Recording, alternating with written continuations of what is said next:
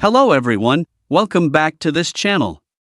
In this video, I will show you the easy and clear steps on how to turn off Lead Assignet to You notifications on HubSpot application.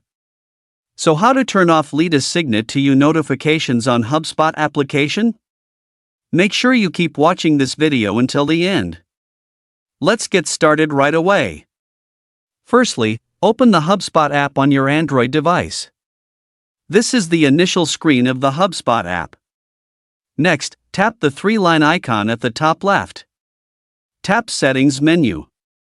Tap Notifications. Tap Leads menu. And tap Lead Assignet to You. So that's it, tutorial how to turn off Lead Assignet to You notifications on HubSpot application. Thank you for watching. I hope this video was helpful. See you in the next video.